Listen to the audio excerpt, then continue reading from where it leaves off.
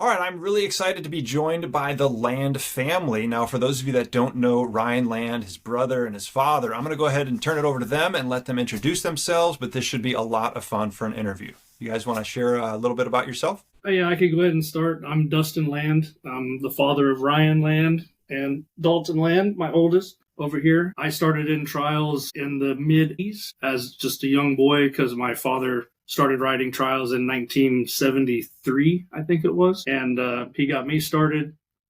And then I've competed all my life. So, and then just as I've gone on, went to all the nationals, central regionals, local events, and state championships. Just about anything you can compete in the USA, I've competed in it. And then passed it on down to these guys. So, and we keep it very family. We still get out with my dad and ride with him and enjoy that stuff. I'm the oldest brother.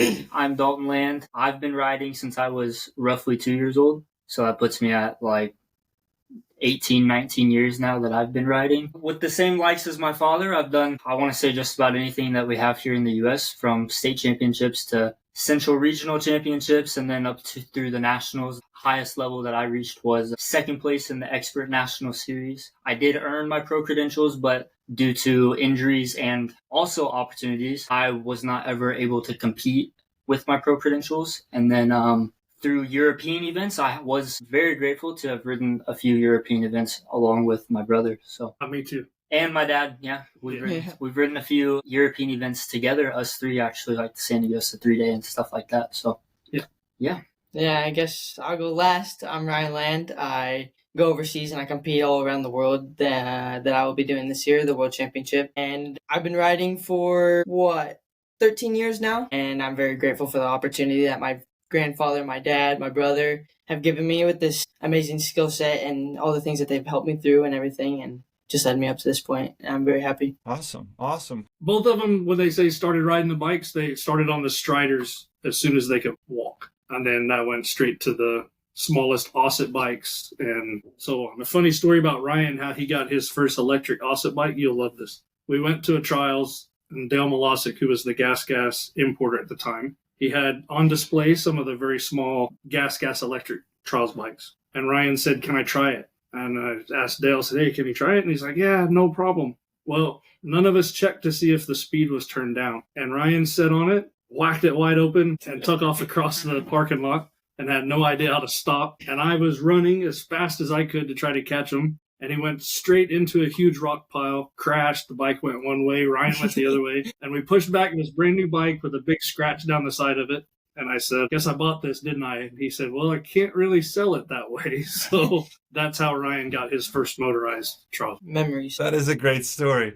And kind of like his trials career, just, taken off for sure. So I do want to spend some time talking today about where you're training, because Ryon, this is something that's very unique and something I'm really curious about. Right now, I'm training at the Trials Training Center. We've got training days, and it was 3 years ago that I met you. You were 12 at the time, and I was working on zaps on this log, and I'll interplay some of the video right over here for the viewers to see. But you helped me like crazy at just 12 years old, understanding a zap and where to place the front tire. And I still remember that. I've got a photo that really sits strong in my heart. And that's where I first met you. And then I had a vertigo, so I was interacting with Dustin, your father. But where you're training, I think, is so significant. I found that Trials Training Days is, a mecca here in the U.S. of trials riders, and they're all growing and learning. And so those environments, those pockets of training is something that I want to explore. Do you mind telling us a little bit about where you're training and why? Yeah, so since training in Spain, there's a bunch of different areas. There's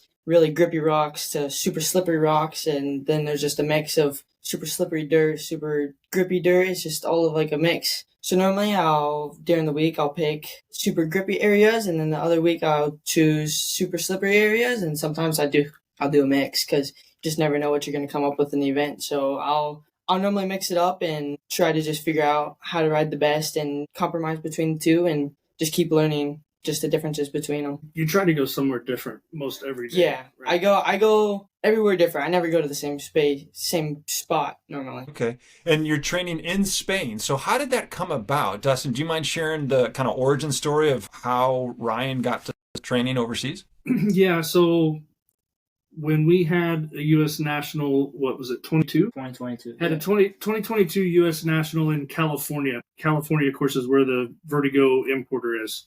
They had arranged for the week leading up to that national for Jaime Busto and his minder and the export manager from Vertigo to come over for what they called it the Vertigo Days, Vertigo Appreciation Days. And everyone that owned the Vertigo was offered the open invitation to go and spend the day with Jaime Busto and his minder and watch him ride and ride with him. And they fed everyone. And of course, we were heavily involved with Vertigo at the time, so we were, obviously part of that. So while he was here, they also, Jaime rode the NATC Pro event in exhibition status. So while we were here, Jaime and his minder, which was Alex Sola at the time, saw Ryon ride and was impressed. And they went back to the factory to Vertigo and said, hey, we see he's doing well. We like what we see. Let's bring him over to Europe and see how he stacks up against other European kids or Spanish kids of the same age. So they arranged all this. We did some fundraisers, got up the money for the flights and everything, and Vertigo put together a nice training plan and where they would stay, and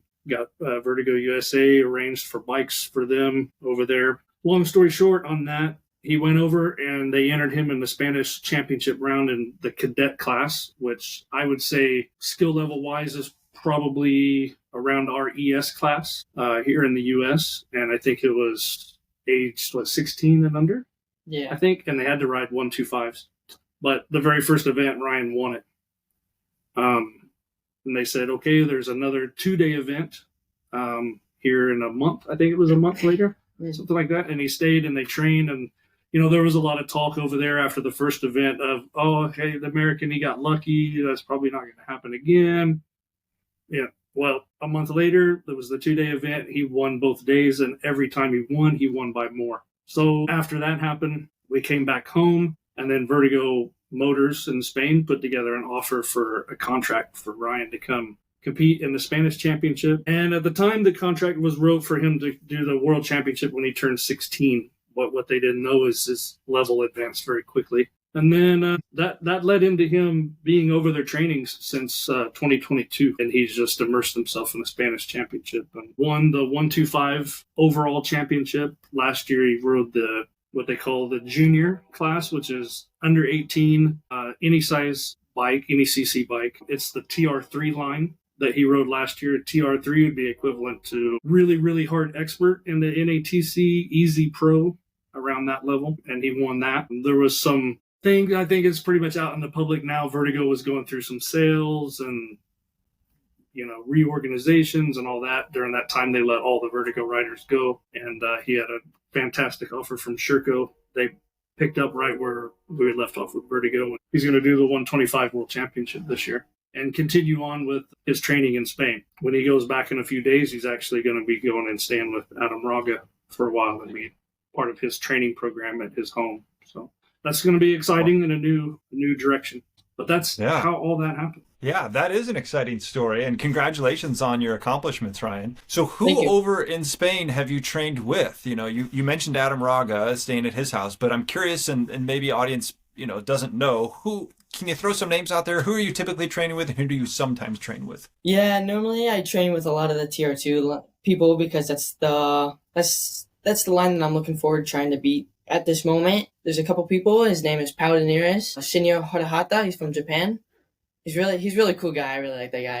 And those are normally the two guys that I train with. I try and meet up with them every day, and we always go somewhere different. Some of the people that I train with is the TR1 guys. I train with Miguel Gelabert. I don't know if you guys know him or not, but he's really cool. He come over to America in 2021. He's a really cool guy. He was really funny. And then after that, those are normally the people that I meet up. I don't ride with a bunch of people. Some days Marcelli. Yeah, some days I ride with the Montesa people. Yeah, but I've had a friend, Mutz, that just quit trials recently because he's having to find a new job, and trials just wasn't working out with him anymore. So we went back to Norway and carried on with life. So how would you describe your training? You mentioned that you're riding daily. So from what I understand, you're not in school in Spain. You're actually, is it a dual online? So you're doing your online classes, or you're caught up enough to where you can train. Talk to me about what a typical day looks like for you. So actually, I just graduated earlier this year. I'm really happy about that because I get to focus on my career and focus on trials. And normally nowadays I wake up around 8. I get breakfast ready for myself and for the guy I'm staying with. We head to Montesa and everything. Normally we head from there and we start at 10 and we end around 2, so 4 hours of riding normally, and then we go back home, we make some dinner, we go to sleep, and that's about the day. Dalton, tell me a little bit about, as you've been a minder, what's been your experience on the way that they organize training? What are they working on in order to, increase their skill level? So from my insight of being over there, being with Ryan and daily trainings and things like that, he's not necessarily wrong when he says, training's long. You have 4 to 5 hours every single day. But training is a little bit more structured than I would say a lot of training is here in the US. A lot of people here in the US, we go train. A lot of times it's just a fun hangout. We go ride. Sure, we make sections or we practice certain techniques and things like that. But over there, when the way that they're training at this professional level, like it really is a job and is extremely structured. So it will normally start out with you have 30 minutes or so of warm up time, and say while Ryan and Shinya and Pau are warming up in their area, you would have me, the minder, Alex Sola, and say Shinya's minder is we're working in an area where we've designated, okay, we're going to make 3 sections here.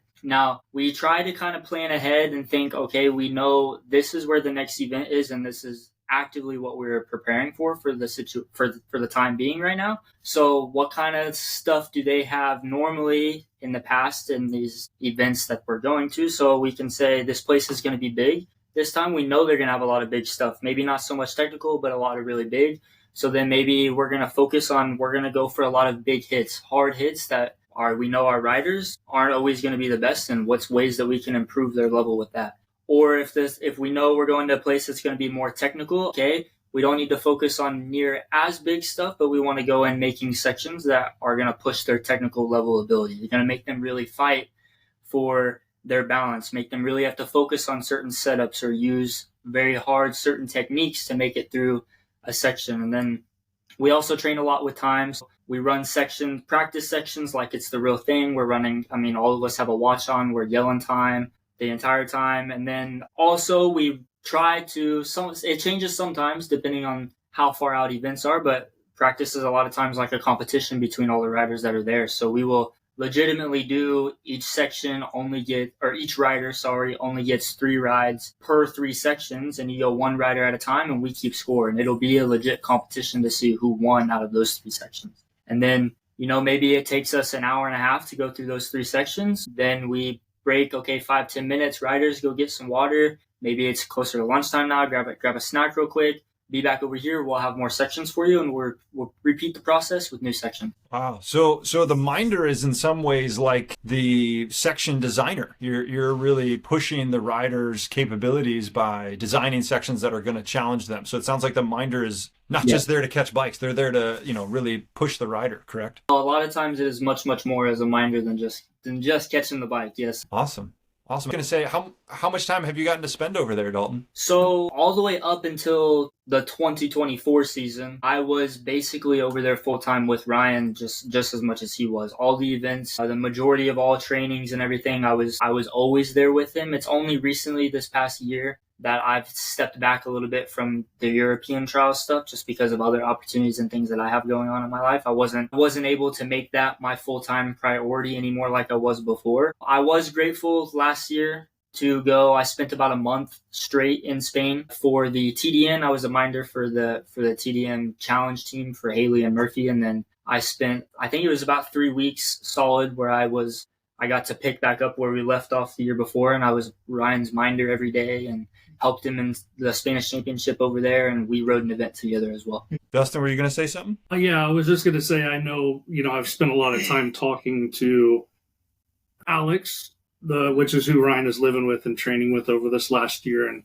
so we had a lot of conversations about Ryan's training. And one thing I noticed that they were doing with Ryan over this last year that he was trying to push his level and get better was maybe on Monday, Tuesday, they wouldn't worry about the time in the training sections. They would just focus on pushing the difficulty level, harder and harder sections. And then Wednesday, maybe we have more of a little bit relaxed day. And then Thursday, Friday would be pushing the same difficulty level of sections, but now we're trying to make it in a minute and a half. So it's like they do it in a ramped approach. Make it hard, and then now make it hard in the time. Because, they find a lot of times you can make the very difficult section, but you can't do it in a minute and a half. So once he gets comfortable with the higher difficulty level, then they start getting proficient enough at that higher level to make it in a minute and a half time. So every week he would make the same approach of push the level, make the time, push the level, make the time, which was pretty methodical when you kind of step back and think about it. And that's what he did all year, last year, 5 days a week. That's incredible. And Ryan, what would you say has been the impact on your riding training over there? How have you seen it change? Drastically. It really pushed my level a lot with the people I trained with and the person that was training me. It was hard for me as a rider to notice, but if I look back on videos and stuff, I could really notice a difference between my level from the year before and then this year. So it did make a drastic difference. And it's not always fun, is it? No, there's definitely days out there that are really difficult. Blood, sweat, and tears. Literally. I imagine, especially when it's 5 days a week, it sounds like almost 4 or 5 hours a day. That's pretty intense. So what have been some of the challenges as it relates to training overseas? Obviously, there's a language barrier. There's some time away from family and friends, and even the strain on the finances. Just talk me through some of the challenges that you have encountered with having to sacrifice kind of maybe normalcy to go over there and train. That's hard. That's a hard question to answer. I mean, I can tell you he misses his Bubba a lot. I do. He's a guy. My family, my mom, my dad, my brother are really the ones that I miss a lot. It's kind of weird for me because I get homesick at the beginning and not the end. So it's weird to think about, but that's how I am. And the language is really difficult, but over there it just seems like everybody knows English. Like everybody just wants to learn English. They don't even want me to learn Spanish. So it's really weird, and I don't know. It's strange.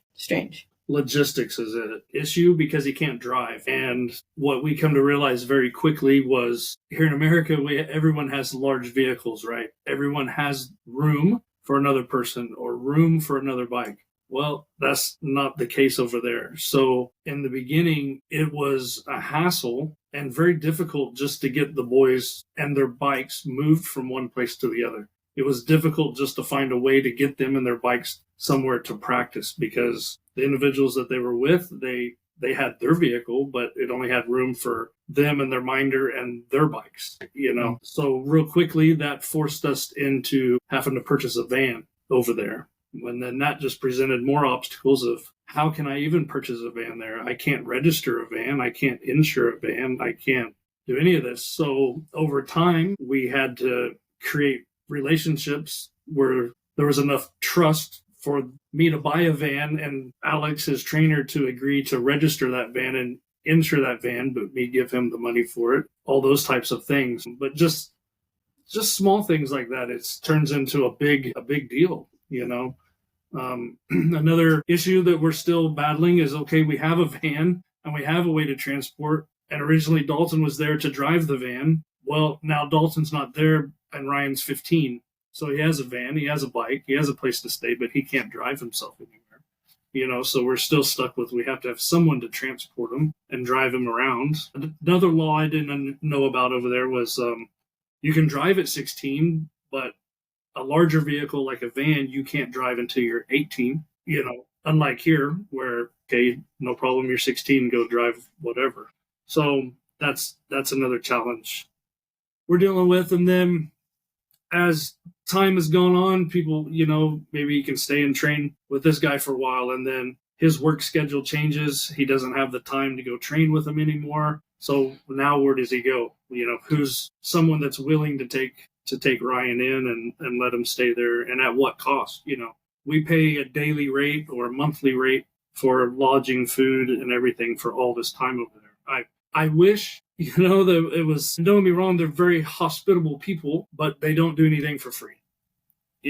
It's, you're going to pay for everything. And I understand that, but I think, we've all heard the stories of our pro guys here traveling around and hopping from couch to couch. And that's pretty amazing when you think about it. The trials community here where you can just pop in and they're happy to have you and they feed you for a week and yeah, here's a bedroom and we'll take off work and we'll all go ride with you and all this. And it's not that way over there. It's okay, you can come here, but it's $1,500 or 1,500 euros a month.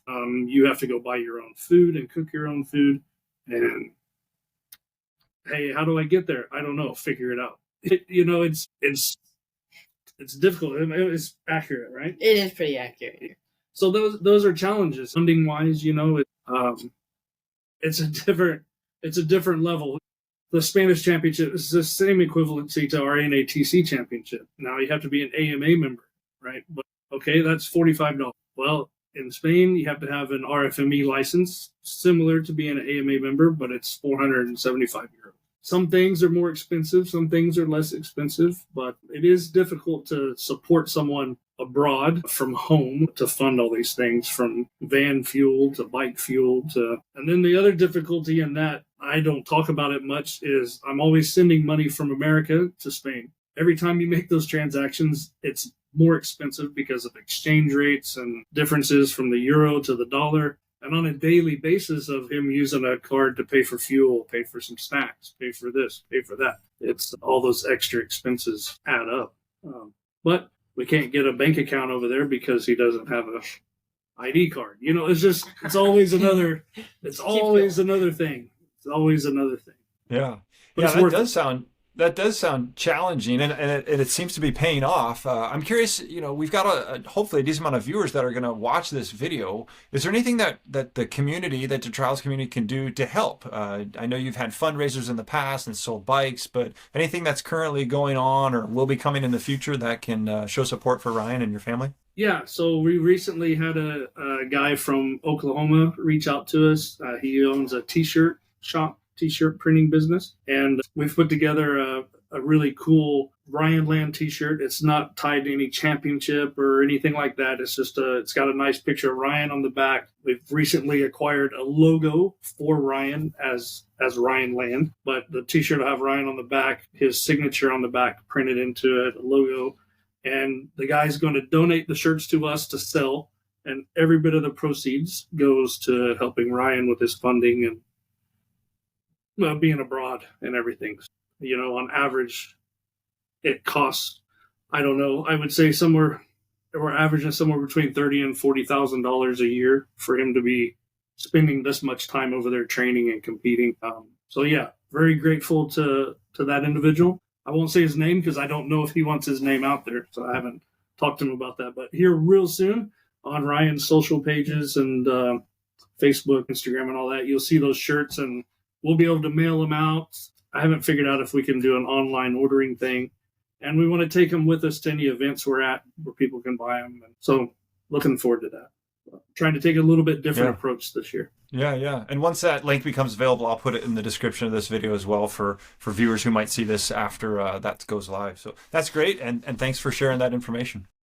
Obviously, as a switch over to Shero, tell me about the bike. How do you like riding a Shero bike? It's really good. I really enjoy it. I find so much power and so much comfortability with that bike. It's amazing. I think it fits you well. Yeah, I also think so. It does fit, in my opinion, that does fit me really well. He's a shorter guy, and the Shero's a little bit shorter of a wheelbase bike, and you just look at him on the bike, and you can see that it just fits him and his frame well. The weight of it, I've really grown fond of. It's balanced a little different. It's a much lighter in the front end, I would say. I find the front end super, super light and hard to control, but over time you get used to it, and with the lightweight, it really helps, especially during the long sections. I find it really easy to move the bike, and it's definitely a lot better than the other bikes that I've rode. That's great. And now what bikes are you riding? Because you're doing multiple competitions and you've got a couple different bikes that you're riding, right? Do you mind sharing about what you're riding and what events you're riding and what bikes you're going to be riding for those? Yeah, so I'm doing the Spanish Championship, I'm doing the World Championship, and I'm also doing the one round of the NATC this year in Ohio. I'll be riding the 300 in the Spanish in the NATC, and then I'm also going to be switching to the 125 for the World Championship.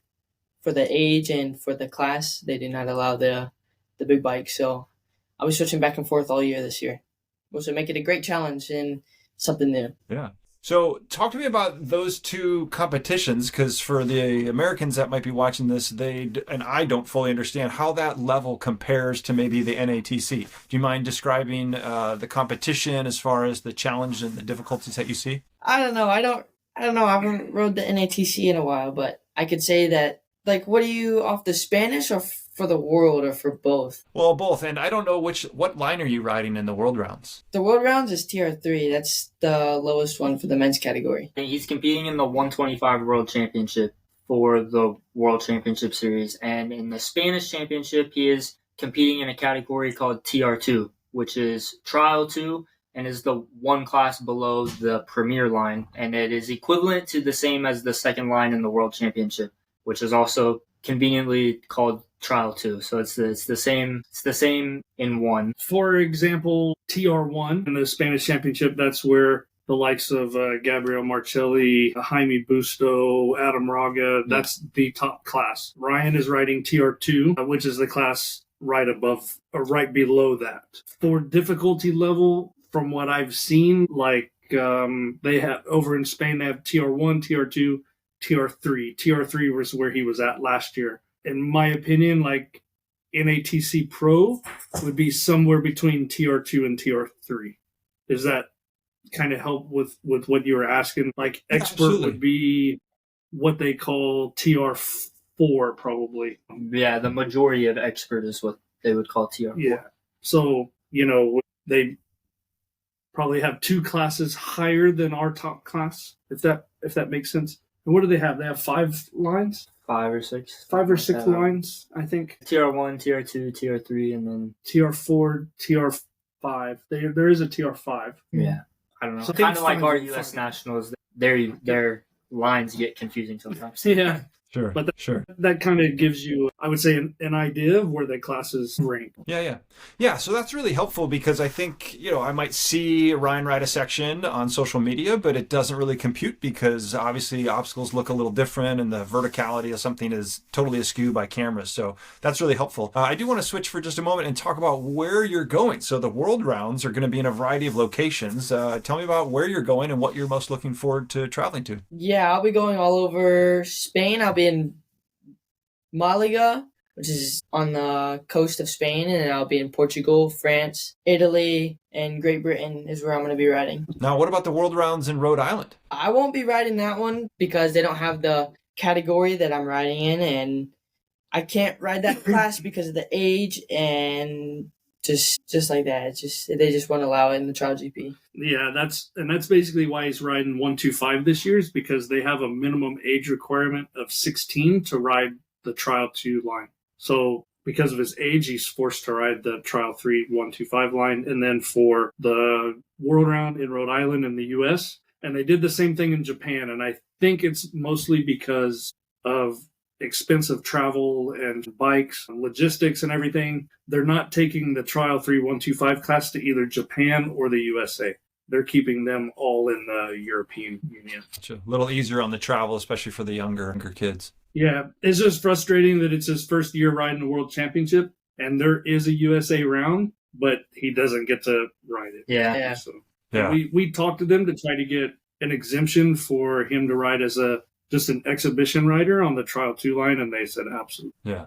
But you are going to be riding in Ohio, right? The NATC is allowing you to ride the pro line there, correct? Yeah, I'm really happy that they give me my pro credentials. I'm really happy to be able to ride my first national.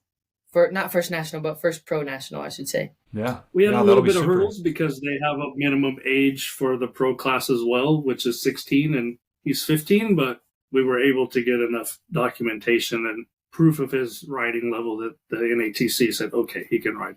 Right. So we're grateful for that. Yeah, awesome. Well, that's my home state, so it'll be really fun to see you and to see the. And along the side, I have the Land team back together with Dalton as my minder there. So Absolutely. Nice. Well, that is great to hear. Any advice? You talked a little bit, and I'm already learning and thinking about the way that you're training. As you talked about, Dustin, with levels of difficulty ramping up and then adding in time. Any advice for someone who is looking to increase their trial skills? You know, the channel is called Trials Progression, and you've obviously made a lot of progress. Any advice on what can be done to increase training specifically, or who you train with or where you train, so that you're making the most of your time? Can I answer a little bit? Maybe Yeah, I'll you get can you answer. rolling. Number one, I would say always, anytime you can, practice with someone that's better than you. Always. Yeah. If you have the opportunity, do it. Just, even if you can't ride what they're riding, just seeing it and being exposed to it you'll absorb that confidence. You know, if you watch someone ride, say for example, the biggest rock you've ever been over is 2 foot tall. If you sit long enough and watch people go over a 5 foot rock, all of a sudden a 3 foot rock doesn't seem that big to you anymore. And you go ride it and go, okay, whoa, that's the biggest rock I've ever been over, right? Just because you're watching someone else ride something so hard, when you try to find something easier for you, does that make sense what I'm saying? Oh, yeah. You're like, hey, this doesn't look all that hard. I'll try this after watching that. And next thing you know, your brain absorbs it and sees it and learns from it. Number two, I can say, is consistency on the bike. Just being consistent on it so that things become second nature. That's why he rides every day. Every day. You just become one with that motorcycle. You can talk a little bit more about that. Yeah, first thing that he was saying that about the first thing that he was saying about is a lot of how I learned is just watching. I mean, a lot of it is just, they just have to watch and you could just learn and your brain starts to memorize, and all you got to do is just keep trying and trying and trying and trying, and eventually you start kicking in and all the bolts and nuts will be coming tight and everything, and you'll figure it all out and it just become muscle memory. And a lot of it does have to do with time. I mean, you don't just do 2 hours on the bike and that's it for the week. You have to just keep staying consistent. That doesn't matter if you're pushing the level or going down. It also has to do mentally. It's not just physically. You have to be mentally strong during the trainings and during the events. So it's going on 2 different parts during the trainings. It's not always physically. It's always mentally. Yeah, right on. I really understand what you're saying about training with somebody better. I got an opportunity to work with Sam Fassel for a while, and now I'm riding with Seth Vorseth, and both those guys are doing things that I'm like, how did you do that? But then seeing it, it almost normalizes it, right? So I'm on a terrain or on a rock slope that I never would have thought could be ridden up, and then I see him do it, and I'm like, now what gear was that? And now I'm understanding what gear it is. I see it done. I hear the engine noise, and all of those things, like you said, start to become automated or normal. And then you're like, hey, do you mind, spotting for me if I try it? And you're willing to take a risk because you've seen success. So you're almost programming success into your brain because you're seeing what good looks like. And then you're more likely to be successful as you attack it. That's good. I really appreciate the content as it relates to what can we do to become better riders. Dalton, do you have any other thoughts as it relates to ways to train and what you've seen from your experience as well?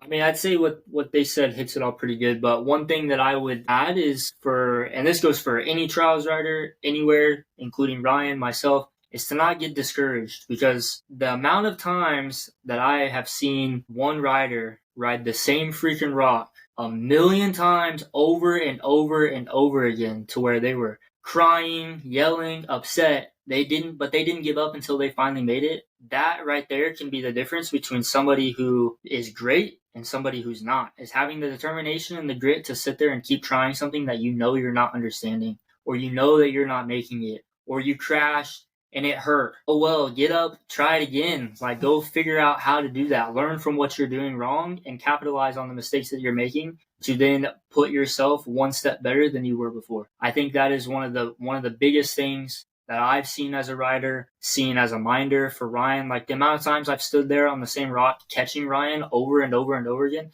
even I was tired. I was like, okay, bro, like, are you done yet? But he still kept going until we finally figured out how to do it. Or the times when I've sat out there when I was competing and I pounded myself into the same rock 1,000,000 times until I finally made it. It's when I made it to the top on that 1,000,000th try that I felt good and I knew that I had gotten better that day. So they basically said what I've been waiting for them to say, because obviously I started all this, right?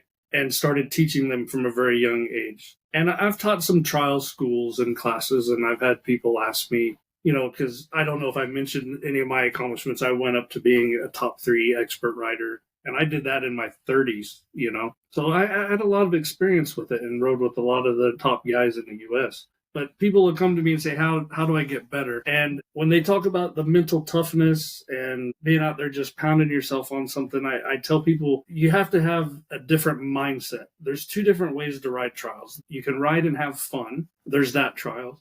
And then there's riding to get better. And that's not fun, because the only way to get better is to do things you aren't good at. And what you're not good at is not fun. So, for example, I guarantee you, if you ask these guys, hey, do you remember the time your dad made you go down here and hop to the right? And they would get pissed off because, well, I can't hop to the right. I hate going right. Right's my bad way. Exactly. That's why I'm making you hop to the right, right? Because you can't do it. But we're going to do it over and over and over until you can do it to the right, the same as you can do it to the left. So even on myself, when I was riding and trying to get better, it was, in the moment, it was miserable. But at the end of the day, it was satisfying. So the difference, I think, between getting better is being someone that's mentally strong enough to push through the mental anguish of failure until you get success. And it's practicing what you're not good at. If you always go out and do what you're good at because you enjoy it, you're not going to get better. You're only going to be as good as what you're already good at. Does that make sense? Oh yeah, that's really good. Yeah, I know for me, I enjoyed obstacle riding. I'd practice in the backyard, but there was no cambers and there was no turning. And to be very honest, when I started watching trials, it was all X trials. And in X trial, they don't turn. They hop everything and the obstacles are huge. And so I was like, oh, this is what trials is. Trials is huge obstacles and hopping around. So that's what I practiced. And that has not worked out well for me because I can't handle turning and campers. And so I'm having to come back, as you said, and work on the things that I'm not good at. And so that's been a whole lot more campers. It's been a whole lot more turns. Ray Peters is famous for that. And that's who I've been training with. And what I've been working on is my weaknesses so that I can get better. So it definitely, I feel a lot of what you're saying connects with where I've been through over the course of the last few years. Yeah. So to answer the question very, very simply, when you say, do you have any advice for getting better? If you want to ride to get better, ride what you don't like. It's just about that simple. Go out and ride the things you don't like riding. Because the reason you don't like riding it is because you're not good at it. And the only way to get better at it is... Yeah, that's so good.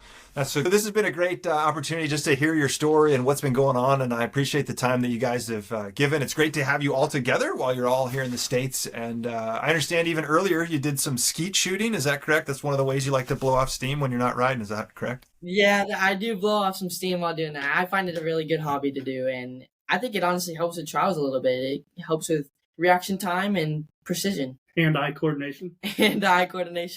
We were actually shooting today right before this. Yeah. That's what I heard. That's really fun. So as it relates to social media and where can people connect with you, what platforms are you on and what are your plans for... Yeah, I'm going to be on Instagram, Facebook, TikTok, and YouTube. I'll be doing a monthly review of myself in Spain and here in America. Oh, that'll be great. I'd love to see those reviews. So I'm excited to subscribe to your YouTube and check that out. Thanks so much, guys. Sweet. We'll talk to you later.